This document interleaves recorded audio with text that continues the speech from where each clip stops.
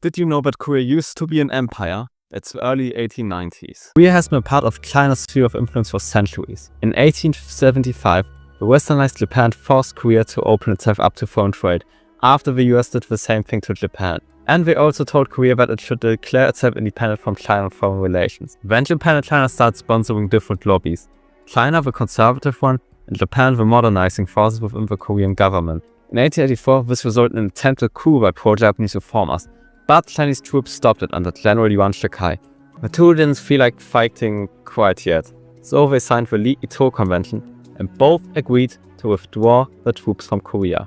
But later Japan kind of felt like kicking China's ass over Korea, and they got a casus belli when the pro-Japanese guy who organized the earlier coup was assassinated in Shanghai, and then they even shipped his body to Korea and displayed it as a warning. And then, to add injury to insult, the anti-Western Donghak Rebellion broke out in Korea, and China sent troops to aid Korea at the behest of the Korean king. Definitely a violation of the Li-Itō Convention. But Japan also sent in troops without asking the Koreans. So China and Japan then fought each other because they were fighting the same enemy, despite both agreeing to not send troops to Korea. The rebels even laid down their arms, because who would want two great powers using your country as a battlefield? But that didn't help. And surprisingly for us today, but very surprisingly for the people back then, Japan won. What is important for the story is that Japan forced China to recognize Korea's independence, and so Korea was free to be steered by Japan. For example, members of the Korean royal family were forcibly married to Japanese nobility.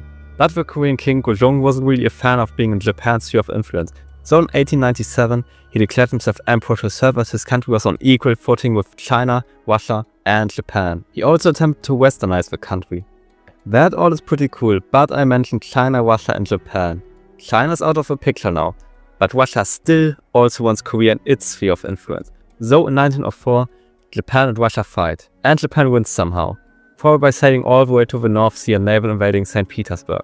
Well, at least that was how the Russian High Command expected to lose, but instead they lost on land in Manchuria. In 1905, the Treaty of Portsmouth is signed. What is important for us is that Korea is firmly a part of Japan's sphere of influence, without any foreign powers nearby to oppose that. And our good friend, Emperor Gojong, was forced to abdicate in 1907. The Japanese already began the prosecution of Korean culture then. And in 1910, the country was formally annexed. The Korean Empire lasted for 13 years. This video is actually just part of this larger video about the short-lived empires iceberg. So, if this has interested you, maybe there are some more short-lived empires you would like to learn more about. Anyway, thank you for watching until here. Feel free to subscribe. I'm trying to hit 1000 subscribers this year. Und leave a comment if you want to. Bis zur nächsten Bewegtbildproduktion.